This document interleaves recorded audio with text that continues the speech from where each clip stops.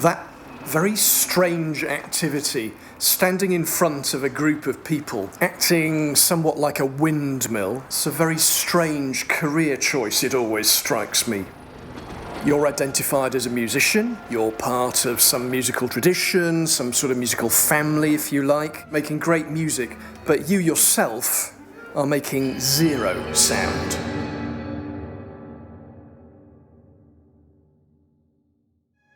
There's a very difficult mixture you have to get to be a really good conductor. Now, you do need a huge amount of self-belief and self-confidence to do this. An absolute belief in the music with the ability to inspire people. A conductor is a prime example of non-verbal communication. But for me, the really fascinating thing is that it's not just your movements that affect an orchestra, it's also your thoughts. So you have to get your head in the right space. In fact, that's the really key thing that you have to do first. I guess what happens is that those thoughts transfer to the motions you make, and those are the things that people pick up. But it does feel really rather spooky. So this idea that there's somebody there able to help put these pieces together and put them into the right sort of focus so that both the musicians and the audience get a really good picture, I found that immediately very attractive.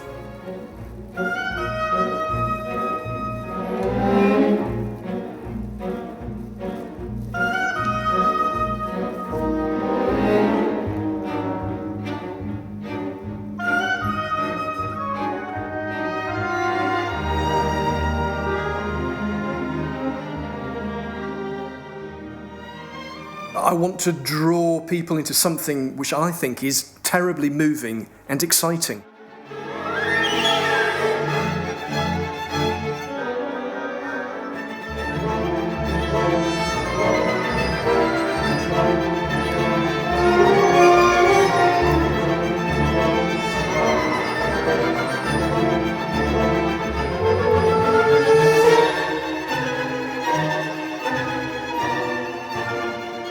Your job is not to think what is optimum for that individual or this individual or that individual. You have to think about, this is a group job, we have a job to do.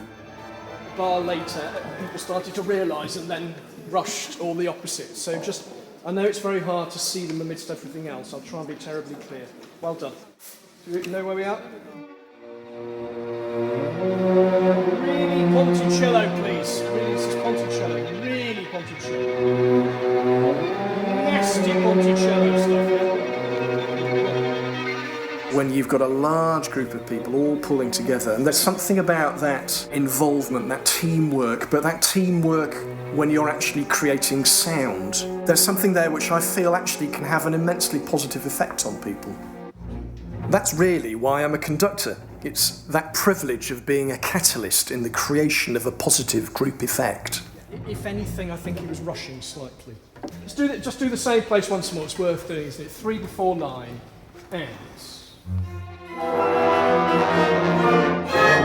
What I've seen and felt myself of the effect of that type of music makes me want to give that effect to other people in a mildly evangelistic sort of way, that actually I think it's terribly good for people.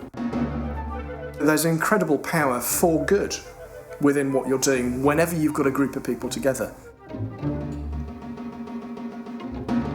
And as a conductor, if you can help facilitate, help be a catalyst for the positive side of that, then I think that's a great thing.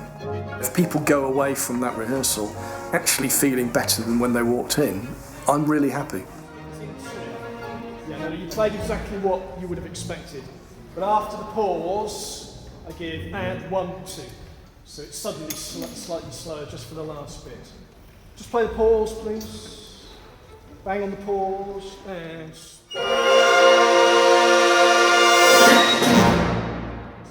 Good. Thank you very much. Good. You need to have the feeling that you can guide these people through this musical experience in a powerful and meaningful manner, that it's going to say something coherent to the people that are listening, but to guide the orchestra in a positive manner.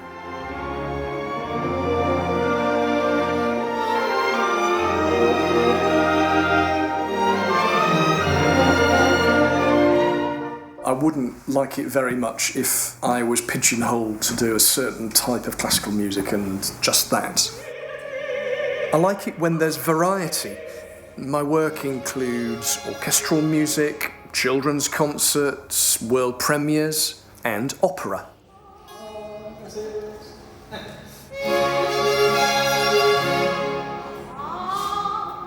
And that sort of mixing stuff up interests me, just to sort of maybe draw people in, spread people out a little bit from the cliques we often get into musically. Me in 2013, I'm living quite a different life to Henry Purcell, who wrote Dido and Aeneas in the 17th century. Both human beings with the same sorts of needs, feelings. So what he's expressing in his music is going to be relevant to me. It's an amazingly powerfully emotive piece of writing. There's all sorts of echoes going on. The end of Dido and Aeneas, called Dido's Lament, when she's dying. The feeling she has of she's been abandoned, she's absolutely distraught. That feeling is not a 17th century feeling, it's a universal for all time. If you can connect with that and the singer can connect with that, then you really will involve the people who are listening and watching that. There's a fine line about whether you enjoy yourself, and if you do, how much you enjoy yourself. So you feel that sort of buzz of being very alive, very aware of everything that's going on around you.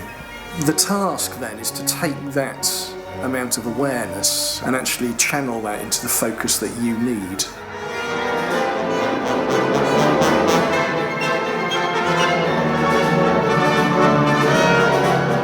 You don't want to stand there just sort of looking poker-faced. But at the same time, if you start dancing around too much,